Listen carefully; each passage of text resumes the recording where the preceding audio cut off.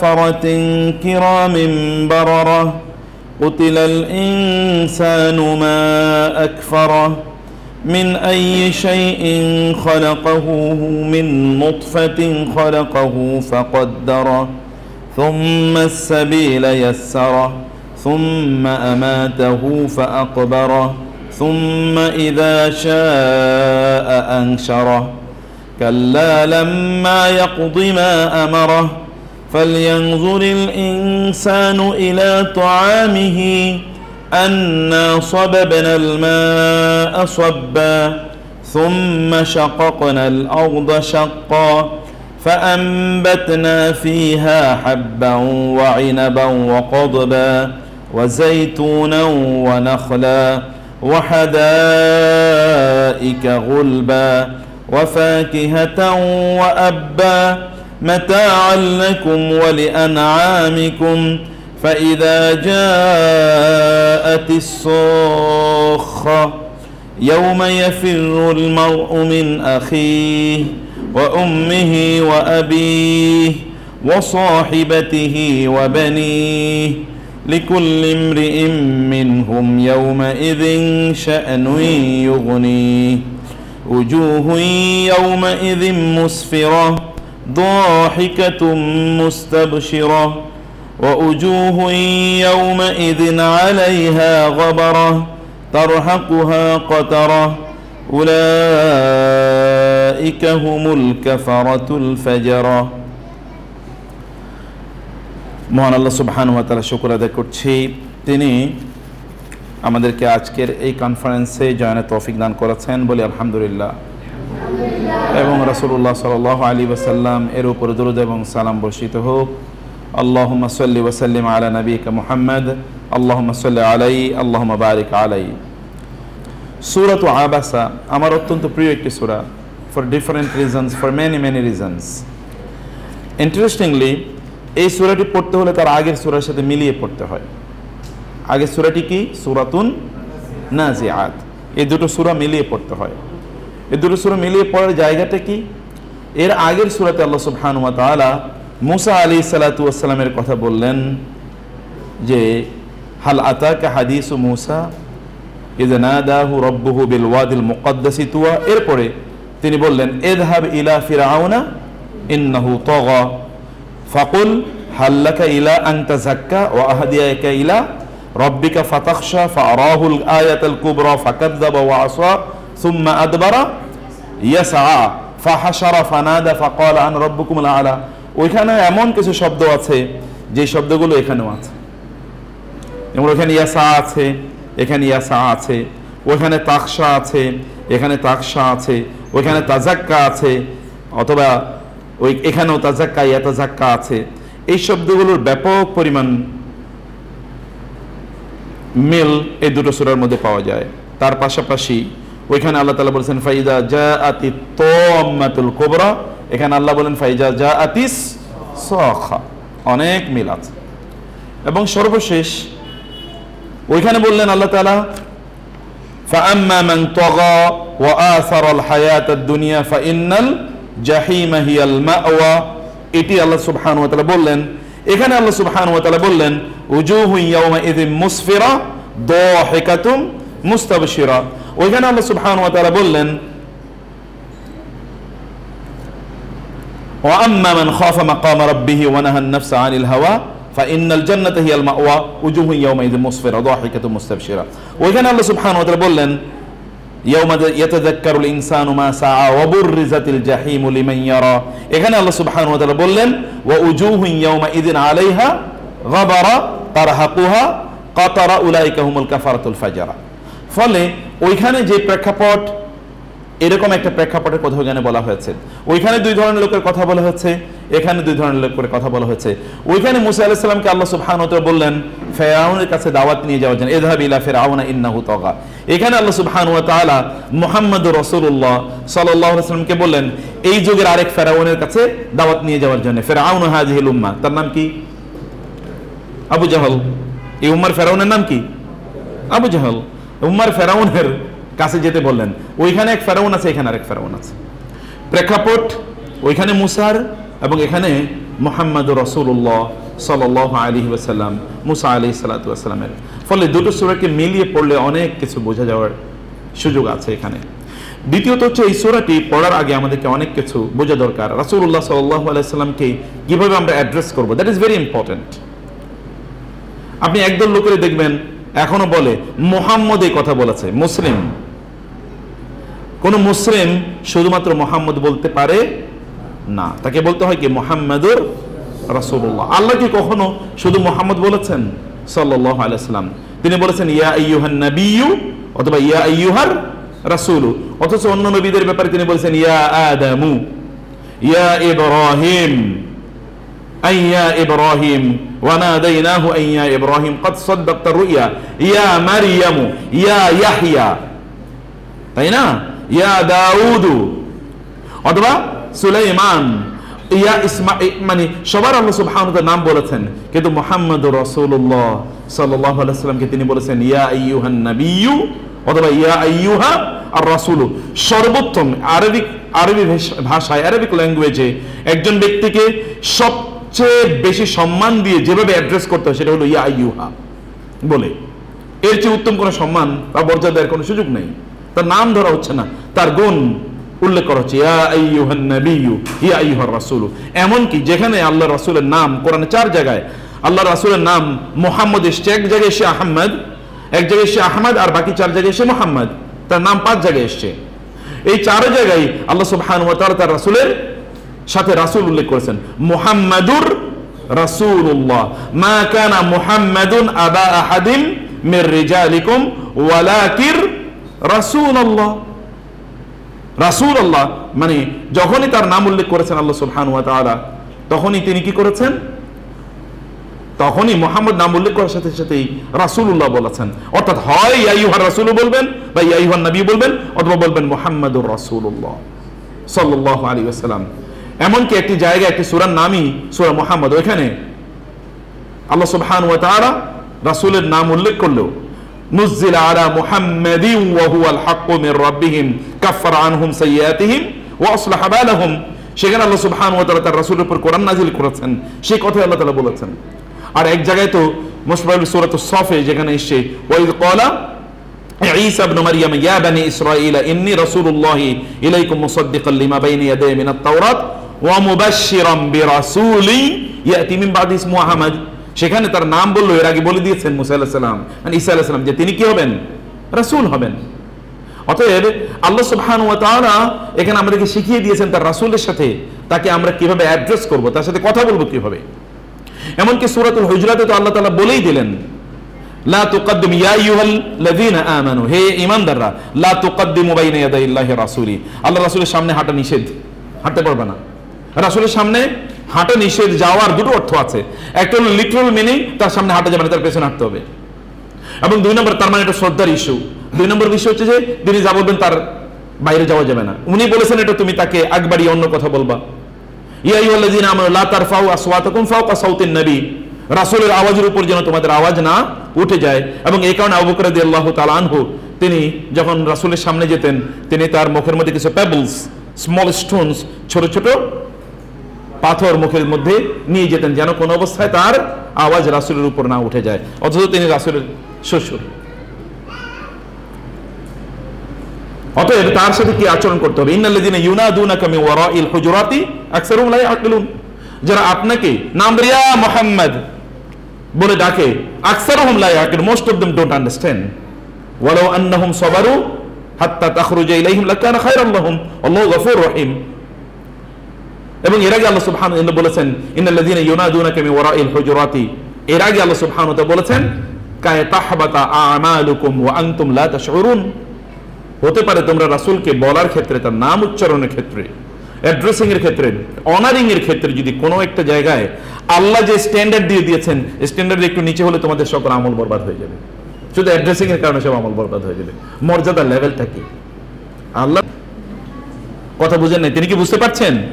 বুঝতে তো পারেন না, কারণ তিনি তো চোখে দেখেন না, কেউ তাকে বলেও না।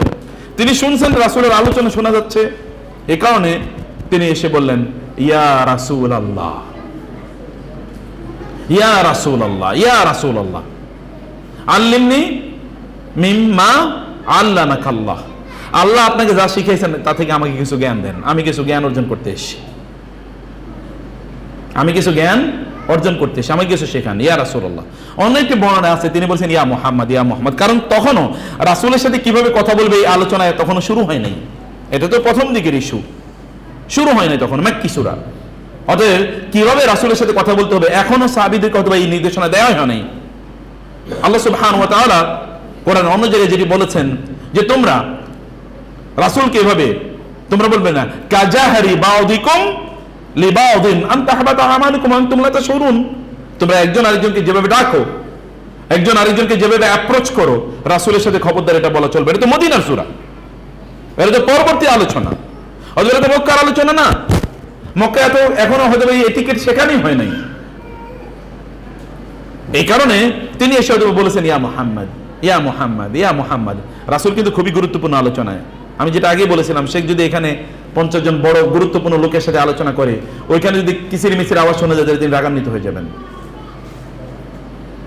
তিনি হয়তো এখান থেকে যাবেন, হয়তো জোরে কিছু বলবেন না, কিন্তু পরে গিয়ে ধরবেন কে এই কাজ করছিল, ধরে নিয়ে আয়। তাই তো হওয়াই তো উচিত এরকম। রাসূলুল্লাহ সাল্লাল্লাহু আলাইহি ওয়াসাল্লাম তিনি কিচ্ছু বলেন নাই, একটা শব্দ বলেন নাই। তিনি কি করেছেন? ব্যাস, এটাকে বলে আবাসা। আবাসা শব্দ হলো যে আপনার কপালে অথবা এই যে ব্রুতে কোন একটা জায়গায় হালকা একটু বাঁকা ধনুকের মতো একটু কি একটু ভাঁজ তৈরি হয়েছে। আপনি তো 13 পান না, অন্ধ কি দেখছে? অন্ধ সাহাবী কি দেখেছেন? আচ্ছা, এখানে যারা ছিল তারাও বুঝেন, আমি কখন একটু ব্রুকুটি করলাম আপনি তো বুঝেনও না। আবাসা আপনি তো বুঝেন, আপনার বোঝার কোনো সুযোগই নাই, কারণ আমি তো কোনো শব্দ উচ্চারণ করিনি, এবং যিনি এসেছেন তিনিও বুঝবেন না, কারণ তিনি তো দেখেন না এটা। আবার আমি কোনো কিছু বলিনি, যারা সামনে আছে তারাও বোঝার কোনো উপায় নাই। আবার গুরুত্বপূর্ণ বিষয় হলো এমন একজন ব্যক্তি, যেমন কোন একজন নাস্তিক, ধরেন এখানে আপনি ছাত্র, শেখের সাথে ছাত্র এসে বললো স্যার শেখ আমার 2টা প্রশ্ন আছে। এর মধ্যে একটা নাস্তিক আসছিল, খুব প্রভাবশালী, খুবই ধরেন এই এলাকার সবচেয়ে প্রভাবশালী কিন্তু নাস্তিক টাইপের। শেখ আমি ইসলাম সম্পর্কে আপনার কাছে জানতে আসছি। এখন শেখকে ছাত্রের উত্তর দেবেন নাকি ওনার উত্তর দেবেন? কার উত্তর দেওয়া উচিত বলেন তো? নাস্তিকের উত্তর দেওয়া উচিত, কারণ এই নাস্তিক এবং এই প্রভাবশালী লোক যদি ইসলাম গ্রহণ করে তাহলে গোটা এলাকা পরিবর্তন হয়ে যাবে। ছাত্র বাবা তুমি বসো তো, তোমার পরে উত্তর দেই। কিন্তু রাসূল কি বলছেন এই তোমাকে 2 মিনিট পরে একটু উত্তর দিচ্ছে? কিচ্ছু বলছেন? কিচ্ছু বলেন নাই। তিনি তো মুখ দিয়ে কোনো শব্দ উচ্চারণ করেন নাই, তিনি কিছুই বলেন নাই। তিনি শুধু কি আবাসা, তিনি কি একটু মাত্র তাকাইলেন এবং হালকা একটু বিরক্তির ভাব ফুটে উঠলেন। কোরআনে চেহারায় বিরক্তির ভাব ফুটে ওঠার জন্য অনেকগুলো শব্দ আছে। তোমাদের যেমন ওয়ান্তুম লাহা কালিহুন, কালিহুন আছে, কালহুন, আবার বাসার আছে, সুম্মা আবাসা ওয়া বাসার, আবাসা এখানে আছে, আবার বাসার। ফাকালা ইন হাদা ইল্লা সিহরুন ইউসার ইন হাদা ইল্লা কাউলুল বাশার সাউসলিহি সাকার, সূরা মুদাসসির নাকি? ওয়া মা আদরাকা মা সাকার। এখানে আল্লাহ সুবহানাহু ওয়া তাআলা বলেন আবাসা। আবাসার পরে যেটা কালাহা, এর মানে হচ্ছে আপনার চেহারায় একটু বিরক্তির ভাব এমন ভাবে ফুটে ওঠা, দেখতে এমন ভাবে তাকাচ্ছেন, দাঁতগুলো কর্মর করছেন, এটা হলো কি কালাহ, মানে আপনি যে বিরক্ত যেটা বোঝা যাচ্ছে চেহারায়। আর আবাসা মানে বুঝেই না কেউ, এটা হালকা একটু ঢেউ খেলে গেল। খুব সূক্ষ্মভাবে কেউ তাকালে হয়তো মনে করতে কি 1 সেকেন্ডের মতো কি একটা যেন হয়ে গেল, আবার হয়তো বা রিয়েল অর্থাৎ ক্যামেরা আবার টেনে দেখতে হবে যে কি করছিল। আর বাসারা মানে হলো অহংকার, উদ্ধত্ত ভরে চেহারার মধ্যে বিকৃতি তৈরি করা, চোখ লাল হয়ে যাওয়া, বড় বড় চোখ হওয়া, এবং তিনি কি মানে ভ্রু কুঞ্চিত হয়ে যাওয়া, মাথার মানে কপালের ভাঁজ হয়ে যাওয়া, এবং তার চেহারা কি অথবা ধরেন তার মানে এমন একেবারে কালো হয়ে যাওয়া, এরকম কোনো কিছু অনেকগুলো কিছু আওয়াজও শোনা যাচ্ছে তার ভিতর থেকে, এটা হলো কি বাসার। বুঝতে পেরেছেন? এবং আল্লাহ তাআলা কোনটা বলছেন বলেন তো? রাসূল কোনটা করেছেন? তিনি করেছেন আবাসা।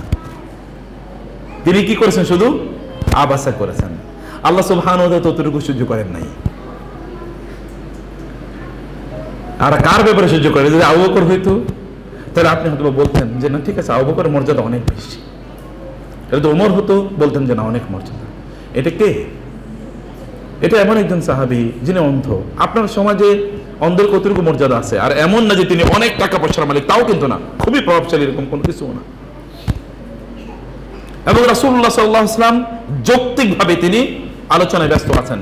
এবং আপনি জানেন কোন আলোচনার সময় আলেমরা বলে কেউ যদি গুরুত্বপূর্ণ আলোচনা করে তাহলে ওইখানে সালাম দিতে না, এটা ফেকার মাসালা, এটা কোরআন হাদিসের মাসালা না, কিন্তু এরকম বলে কিনা লোকেরা যে গুরুত্বপূর্ণ আলোচনা থাকলে ওইখানে সালামও দিয়েন না, কারণ ওনার আলোচনায় ব্যর্থ হতে পারে। তিনি তো গুরুত্বপূর্ণ দাওয়াতে কাজ করছেন, তাবলীগ।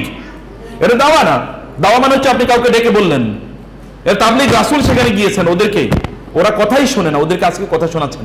অপরচুনিটি হতে পারে কোন একটা কথা যদি লাগা যায়, যদি কথা একটু যদি লেগে যায়, যদি ওদের মনটা একটু নরম হয়, এইরকম একটা পরিস্থিতিতে উনি এসে যখন কথা বলেন, তিনি তো ডিস্টার্বই করলেন, তিনি তো ভাবে এসে বলতে পারেন না। আর রাসূল তাকে বলতো, যদি বলতেন আচ্ছা ঠিক আছে 5টা মিনিট তুমি অপেক্ষা করো ভাই, একটু পরে তোমার উত্তর দেই, তাও তিনি বলেন নাই। রাসূলুল্লাহ সাল্লাল্লাহু আলাইহি ওয়াসাল্লাম তিনি তার আলোচনায় ওদের সাথে তিনি আলোচনার মধ্যে তিনি নিমগ্ন থাকলেন, তিনি তাদেরকে কথা বলছিলেন। আল্লাহ সুবহানাহু শুধু বলেন আবাসা আবাসা ওয়া তাওয়াল্লা, তিনি এরকম তাকাইলেন ওয়া তাওয়াল্লা, এবং তিনি আবার মুখটা ফিরিয়ে নিলেন, ব্যাস এতটুকুই।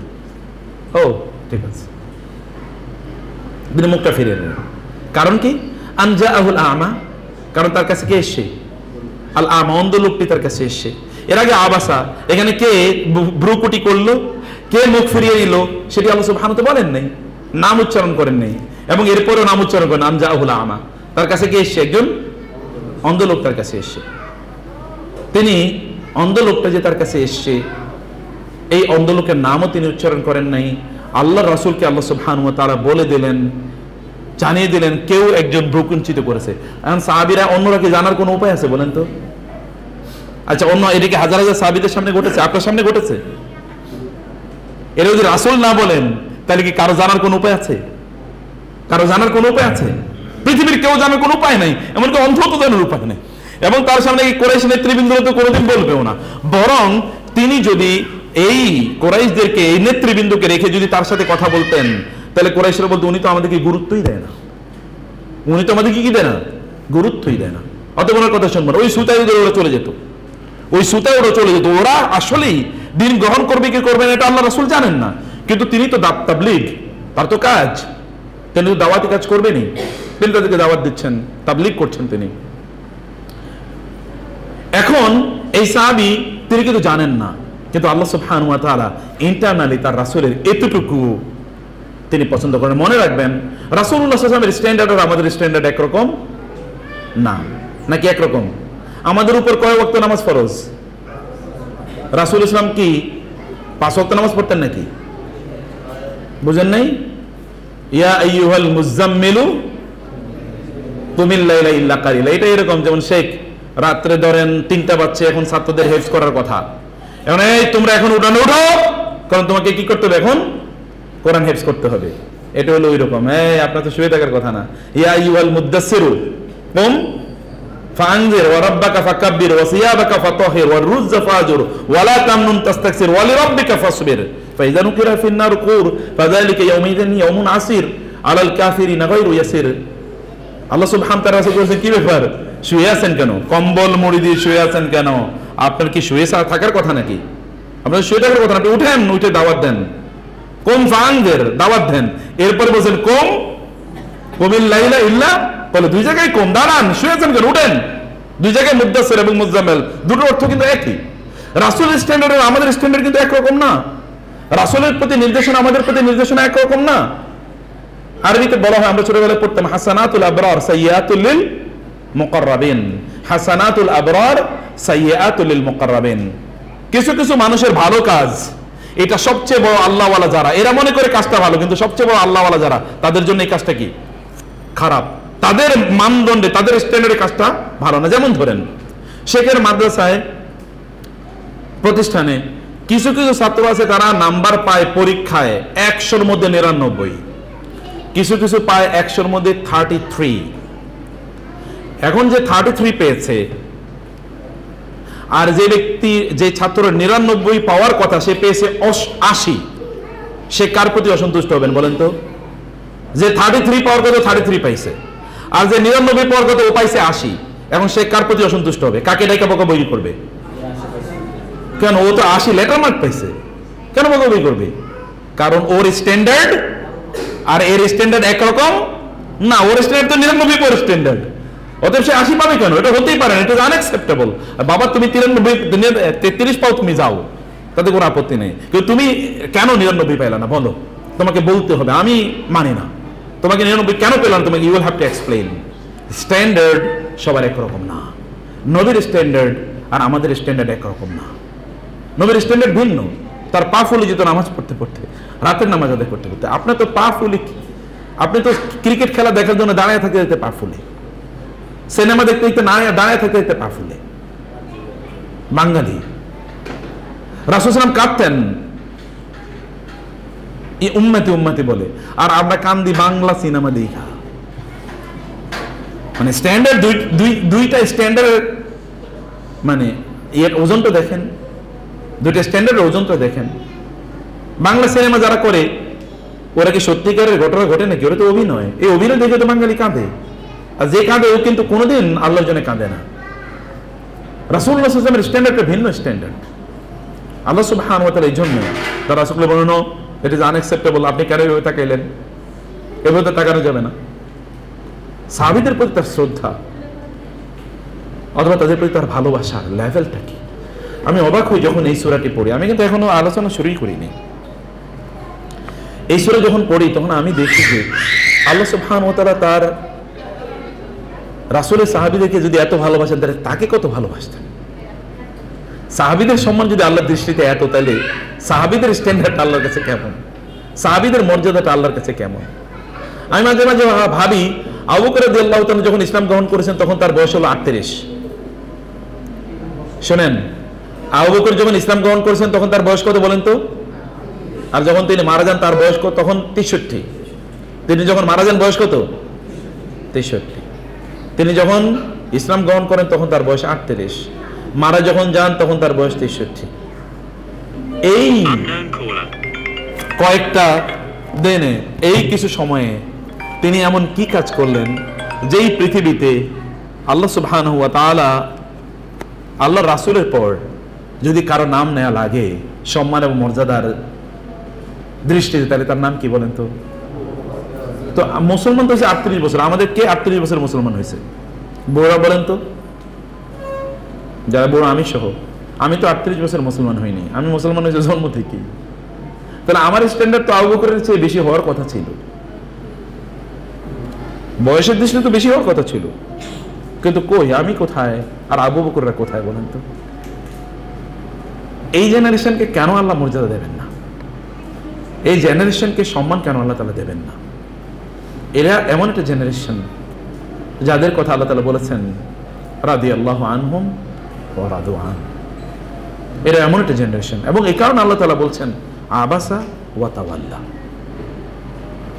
আবাসা আল্লাহ তাআলা বলেছেন, খুবই সূক্ষ্ম, ব্রুকুঞ্চন কেউ। তারপরে আল্লাহ তাআলা তার রাসূলকে কারেক্ট করে দেবেন, এবং এই কারেকশনটা তিনি কেমন নিয়েছেন জানেন? এমনভাবে তিনি কারেকশন নিয়েছেন, তিনি যখনই আব্দুল্লাহ ইবনে উম্মে মাকতুম, আমি এবং আপনি হইলে বলতাম তোমার কারণে আমি বকা খাইছি, তোমার কারণে আমি বকা খাইছি না। কিন্তু রাসূলুল্লাহ সাল্লাল্লাহু আলাইহি ওয়াসাল্লাম যখন আব্দুল্লাহ ইবনে উম্মে মাকতুমকে দেখতেন তখন বলতেন মারহাবান অথবা আহলান বির রাজুলিল্লাযী আতাবানি আল্লাহু ফি। তোমাকে স্বাগতম, তোমার কারণে আল্লাহ তাআলা আমাকে শাসিয়েছেন। তোমাকে স্বাগতম, তোমাকে ধন্যবাদ, তোমাকে কৃতজ্ঞতা। এবং কখনো তিনি বলতেন আলহামদুলিল্লাহিল্লাযী জাআলা ফি উম্মতি মান আতাবানি আল্লাহু ফি মান আমারানি আল্লাহু আইন আসবিরা মাআহুম। আমার উম্মতের মধ্যে আল্লাহ তাআলা এমন কিছু মানুষ রেখেছেন যাদের সাথে সময় ব্যয় করার জন্য, ধৈর্য ধরে থাকার জন্য আল্লাহ তাআলা আমাকে নির্দেশ প্রদান করেছেন। আমি আল্লাহ শুকর আদায় করি, আলহামদুলিল্লাহ। তিনি খুঁজে খুঁজে আব্দুল্লাহ ইবনে উম্মে মাকতুমরা মসজিদের কোন কর্নারে বসে আছেন, বেলাল আল হাবাশি কোথায় বসে আছেন, আম্মার কোথায় বসে আছেন, খাব্বাব খুবাইবরা কোথায় বসে আছেন, তাদেরকে খুঁজে খুঁজে নিতেন। কারণ যে আল্লাহ তাআলা বলেছেন যেন তাদেরকে কোন অবস্থায় নিচু দৃষ্টিতে না দেখা হয়, যেন তাদেরকে ছোটভাবে না দেখা হয়। এটা রাসূলুল্লাহ সাল্লাল্লাহু আলাইহি ওয়াসাল্লাম এটি করেছেন। এমনকি আপনি জানেন বদরের যুদ্ধে যখন রাসূল বের হন তখন মদিনায় প্রেসিডেন্ট কাকে বানায় যান বলেন তো? এই আব্দুল্লাহ ইবনে উম্মে মাকতুম। কোথায় আল্লাহ তাআলা শুধু একটু ভ্রুকুঞ্চনের কথা বলেছেন, রাসূলের রিয়াকশনটা দেখেন তো। এর চেয়ে পজিটিভ রিয়াকশন কেমনে হয়? এর চেয়ে পজিটিভ, তিনি তাকে মদিনার প্রেসিডেন্ট, তার স্থলাভিষিক্ত বানিয়ে গেছেন। তুমি মদিনার নেতা, যাও, আমিরুল মদিনা, তুমি দেখো। অথচ অন্ধ, অথচ অন্ধ। সম্মানিত ভাইয়েরা আমার, আমি প্রত্যেকটা শব্দ নিয়ে এখানে আলোচনা করতে হবে। আনজাউল আমা, তার কাছে দৌড়ে আসলেন, তার কাছে আসলেন। যা মানে কিন্তু যা এবং আতা, কোরআনে দুটো শব্দ আছে। আতা আমরুল্লাহি ফালা তাস্তাজিলুন, ইজা যা নাসরুল্লাহি ওয়াল ফাত। যা এবং আতা দুটো মানে কিন্তু আসা, কিন্তু যার মধ্যে ইন্টেন্সিটি আছে, আতার মধ্যে ইন্টেন্সিটি নাই। আতা মানে এমনি আসা, কিন্তু যা মানে হচ্ছে খুব প্রবল আগ্রহ নিয়ে, শক্তি নিয়ে, ইচ্ছা নিয়ে, উদ্যম নিয়ে আসা, এটা বলে যা। এবং আল্লাহ তাআলা দেখেন রাসূলকে বলেন আপনি ভ্রুকুঞ্চন করেছেন, কিন্তু আব্দুল্লাহ ইবনে উম্মে মাকতুমের ব্যাপারে পজিটিভ শব্দ ব্যবহার করেছেন। কি কি পজিটিভ শব্দ ব্যবহার করেছেন? আন জাআহুল আমা, আন জাআহুল আমা। ফেলে মাদির পূর্বে আন ব্যবহার হয় না, সাধারণত আন ব্যবহার হয় কোথায়? ফেলে মুদারের পূর্বে, কারণ এটা নাওয়াসিবুল মুদারে। এটা কি? নাওয়াসিবুল মুদারে, মুদারেকে নসব প্রদানকারী, এবং মুদারেকে নসব প্রদান করে মানে কি? মুদারেকে মাজদার বানিয়ে দেয়। তো এখানে তো মাদির আগে আন কেন আসে? মাদির আগে কেন আন আসে? এটা একটা তাওকীদ, একটা ইম্পর্টেন্স বোঝানোর জন্য যে নিশ্চয়ই তার কাছে এসেছিল। আয় আন্নাহু জাআহু আল আমা, তার কাছে এসেছে, যার মধ্যে ইন্টেন্সিটি আছে, আগেই বলেছি, যার মধ্যে এনথুসিয়াজম আছে, যার মধ্যে এমন ধরনের একটা লেয়ার অফ মিনিং আছে যেটা আতার মধ্যে নাই। অন্য শব্দ আল্লাহ তাআলা কোরআনের প্রত্যেকটা শব্দ, এই জন্য তোমরা যারা আছো তোমাদেরকে বুঝতে হবে, মানে যারা পড়ছো তাদেরকে বলছি, আলেমরা তো জানেনি কোরআনের শব্দ কেন এই শব্দটি আল্লাহ তাআলা, কারণ এটা আল্লাহর বাণী, এটা তো আমাদের কথা না। অথবা আল্লাহ সুবহানাহু ওয়া তাআলা কেন এই শব্দ চুজ করলেন, এর মধ্যে অবশ্যই কি আছে? মুজিজা আছে। প্রত্যেকটা শব্দ একটা মুজিজা।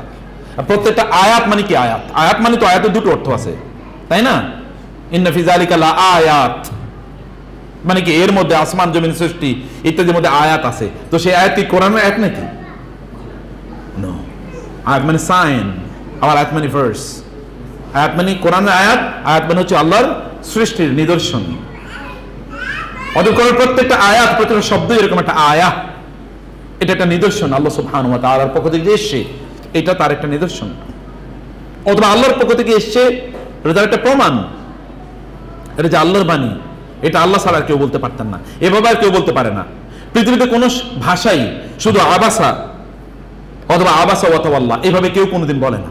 আরবি ভাষা এরকম শব্দের বা এইরকম বাক্যের প্যাটার্ন কখনোই ছিল না। এটা বালাগা ফাসার একটা আলোচনা, যে কোরআনে যে বাক্যের যে গঠন পদ্ধতি, এরকম গঠন পদ্ধতি আরবরা কোনোদিন আগে জানতেও না। এবং এই কারণে কোরআনের কাছে এসে তারা কি অসহায় হয়ে যায়, কোরআনের কাছে তারা ব্যর্থ হয়ে যায়, কোরআনকে তারা চ্যালেঞ্জ করতে পারে না। ওয়াইন কুনতুম ফি রাইবিম মিম্মা নাযালনা আলা আবদিনা ফাতু বিসূরাতিন মিন মিসলি। আরবে কেবলমাত্র মুসলমান আছে তা নয়, আর মুসলমানই ছিল তাই তো না। তো কাফেররা বলতো, ইমরাউল কায়েসরা নাইলে নাই, কিন্তু অন্যরা তো আছে, তারা বলতো যে ঠিক আছে আমরা কোরআনের মতো কিছু তৈরি করে নিয়ে আসি। গত 1500 বছর পর্যন্ত কেউ বলে নেই একটা সূরা আমি তৈরি করে নিয়ে আসি, কারণ এভাবে বলা যায় না, এভাবে বলা যায় না। কোন এক সময় বালাগা ফাসাহা নিয়ে অন্য কোনো সময় যদি সুযোগ হয়, তাহলে সেই জায়গায় আমি আলোচনা করব কোরআন এবং কোরআনের বালাগা ফাসাহা আর আরবদের সাহিত্যের মধ্যে পার্থক্যটা কি। জাআলহু আমা ওয়ামা ইউদরিকা লাআল্লাহু ইয়াযাক্কা। ওয়ামা ইউদরিকা, কি সে আপনাকে জানাবে? এটা রাসূলের পক্ষে। এর আগেরটা কি? আব্দুল্লাহ ইবনে উম্মে মাকতুমের পক্ষে, এবার রাসূলের পক্ষে। হ্যাঁ না, আপনি তো জানতেন না আসলে সে কি কারণে এসে। ওয়ামা ইউদরিকা, কে আপনাকে জানাবে? আদ্রা ইউদরি, ফ্যামিলি নাম্বার 4, অর্থাৎ বাবুল ইফআল। দারিয়ুন, দারিয়ুন মানে তো দেরায়া, যেমন দেরায়া মানে জানা। মা ইউদরিকা, কে আপনাকে জানাবে? কি সে আপনাকে জানাবে? How do you understand, how can you, আপনি তো জানেন না, আপনি জানতেন না। অতএব আপনি যা করছেন এটা কিন্তু ভুল করেন নাই।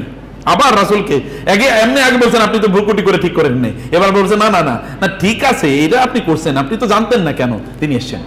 ওমা ইউদরিকা লাআল্লাহু ইয়াযাক্কা, লাআল্লাহ প্রত্যাশাপূর্ণ। অতএব আবার ওমা ইউদরিকা রাসূলের পক্ষে, লাআল্লাহু ইয়াযাক্কা আবার আব্দুল্লাহ ইবনে উম্মে মাকতুমের পক্ষে, যে সম্ভবত আশা করে যায়। লাআল্লাহ কিন্তু লিতারাজ্জি, লাআল্লাহ কি লাইতা লাআল্লাহ, এটা তোমরা জানার কথা, জানবে তোমাদেরকে, এগুলো তোমাদের জানতে হবে। লাইতা হচ্ছে কি, এটাও এক ধরনের প্রত্যাশা, কিন্তু নেগেটিভ প্রত্যাশা। হা ইয়া লাইতানি, কুনতু মাআহুম ফাআফুযা ফাওজান আযীমা ইয়া লাইতানি কুনতু তুরাবা ইয়া লাইতানি লাম আত্তাখিজ ফুলানান খালিলা ইয়া লাইতানি ইত্তাখাযতু মা'আর রাসূলি সাবিলা। লাইতা কিন্তু নেগেটিভ, এটাও কিন্তু একটা প্রত্যাশা, কিন্তু লাআল্লা পজিটিভ। লাআল্লাহুম লাআল্লাকুম তাযাক্কারুন তাকিলুন তাত্তাকুন। লাআল্লা ইজ পজিটিভ এক্সপেকটেশন। লাআল্লাহু আশা করা যায় যে ইয়াজ্জাক্কা। আবার এখানে রাসূলের পক্ষেও আছে কি, আব্দুল্লাহ ইবনে উম্মে মাকতুমের পক্ষেও আছে ইয়াজ্জাক্কা। এটা মূলত ইয়াতাযাক্কা। এবং আপনি জানেন আরবি ভাষায় যখন এটাকে বলা হয়, যখন বাবু তাফাউল এবং বাবু তাফাউল এবং বাবু তাফাউল, এখানে যে অতিরিক্ত তা আছে, মানে এই বাবের যে তা, এই তাটা কিন্তু কখনো কখনো ড্রপ করে, অথবা এই তাটা অন্য তার সাথে যে মিলে যায়। যেমন ইয়াজ্জাক্কা আসলে কি ইয়াতাযাক্কা ছিল, তো তা কই, তা আসলে ওর মধ্যে ইদগাম হয়ে গেছে, অথবা তাটা ড্রপ করে মাঝে মাঝে। ড্রপ কখন করে? এমনি ড্রপ করে নো। এর আগে বলছি কোরআনে কিন্তু প্রত্যেকটা বর্ণের মধ্যে, প্রত্যেকটা শব্দের মধ্যে কি আছে? মুজিজা আছে। ইয়াতাযাক্কা মানে হচ্ছে ব্যাপক পরিমাণে তিনি কি নেবেন? শিক্ষা গ্রহণ করবেন, ব্যাপক পরিমাণে তিনি এখান থেকে তাজকিয়া গ্রহণ করবেন। আর ইয়াতাযাক্কা মানে হালকা একটু, উনি তো এসেছেন একটু হালকা শিক্ষা নেওয়ার জন্য, হালকা। কারণ আব্দুল্লাহ ইবনে উমর একদম বেশি তো নেওয়ার সুযোগও নাই, এত কিভাবে নেবেন? রাস্তায় কি আর আপনি বলতে পারেন নাকি আমার একটু বুখারী শরীফটা পড়ায় দেন? তো বলবেন নাকি রাস্তায় কাউকে দাঁড়া করে ভাই আমার একটু বুখারী শরীফটা পড়ায় দেন এখানে? এটা তো আপনি বলবেন না। নিশ্চয় আপনাকে মাদ্রাসায় ভর্তি হতে হবে কয়েক বছর পরের জন্য। রাস্তায় তো আপনি দাঁড়িয়ে বলবেন যে আমি এই মাসালাটার উত্তর কি, ছোট একটা মাসালা বলতে পারেন, একটু লম্বা বলতে ভাই এখন কিন্তু সময় নেই, আচ্ছা পরে কথা বলবেন, সেটাও তো তিনি বলেন নাই, সেটাও তো না। ইয়াজ্জাক্কা মানে হচ্ছে কম শিক্ষা গ্রহণ করবেন, ইয়াতাযাক্কা মানে হচ্ছে বেশি শিক্ষা গ্রহণ করবেন। অতএব আল্লাহ বলছেন উনি একটু হালকা একটু শিক্ষা নিতে এসেছিলেন, অতএব আপনি যা বলছেন একেবারে খুব যে অন্যায় করছেন তাও না। আবার ও তো আসলে শিখতেই আসছিল, কমই হোক শিখতেই তো এসেছিল, বুঝতে পেরেছেন? তো যাই হোক, আও ইয়াজ্জাক্কারু, এরপর কিন্তু ইয়াজ্জাক্কারু ফাতানফাউ যিকরা, এরপরে যিকরা কেন, তানফাউ কেন, ইয়াজ্জাক্কারু কেন, আর যিকরা কেন, কেন আর তাযকিরা না? কোরআন কিন্তু আল্লাহ সুবহানাহু ওয়া তাআলা ইন্নাহু তাযকিরা ফামান শাআ আযাকারা, এর আগের আয়াতে কিন্তু আছে, আগে সূরাতে তাযকিরা ফামান শাআ আযাকারা, কিন্তু এখানে কি আয-যিকরা। তো তাযকিরা এবং যিকরার মধ্যে পার্থক্য, সেটাও আমাদেরকে বুঝতে হবে। তো থ্যাংক ইউ ভেরি মাচ, জাযাকুমুল্লাহ খায়ের। আমি 30-এ শেষ করে বলছি, সে 32 বেজে গেছে, মাফ করে দিয়েন। আর এটা তো ভূমিকা, এই সূরা নিয়ে আলোচনা করতে হলে মাসখানেক হয়তো বা লাগবে আর কি।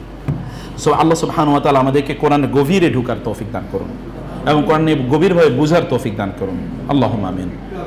জি, আমি আপনাদের এই যে তাফসীর ফেসবুকে শুনে আমার পরিবার যথেষ্ট ইন্টারেস্ট।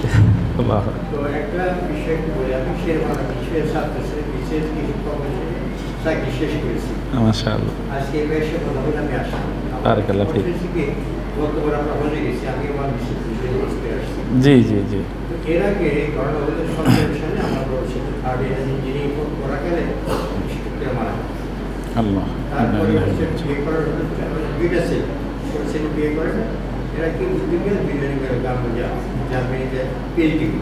আচ্ছা, কি গেল জার্মানিতে গেল 1800 গেল, 19 সালেই তার আমার ছেলেটা হারিয়ে গেল। অত বিএনপি স্টেট তো হারিয়ে গেল, পরে তার লাশ পাওয়া গেল। তাহলে আমার দুইটা ছেলে হারিয়ে গেল, আমি ছেলে আমার কান্না কাঁদতে পারি না। ওয়াইফ দিন দিন যত হজ করে আসার পরে দিন দিন তার মাতৃত্ব বেড়ে যাচ্ছে, অর্থাৎ সহ্য করতে পারছি। এখন আপনারাই ওয়ার্কি শুনেন, তার ফিস শুনেন, সে বলতে পারতাম এই আমার ইচ্ছা আর কি,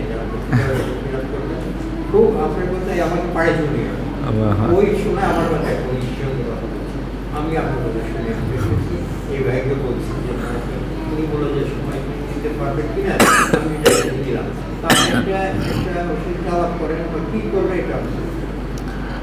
না ঠিক আছে ইনশাআল্লাহ, এটা তো একটু লম্বা আলোচনা। আমার মনে হয় আপনি ভাবিকে নিয়ে একদিন আমাদের অফিসের একটু আসেন, আমাদের এই যে এখানে মোহাম্মদপুরে যে মোহাম্মদ হাউজিং লিমিটেডের 8 নম্বর রোডে একদিন ফ্রি একটু উনিকে নিয়ে আসেন, ওনার সাথে একটু কথাবার্তা বলি ইনশাআল্লাহ, একটু নাসিহা পরামর্শ ইনশাআল্লাহ। দিন মোহাম্মদ জি, একটু নাসিহা পরামর্শ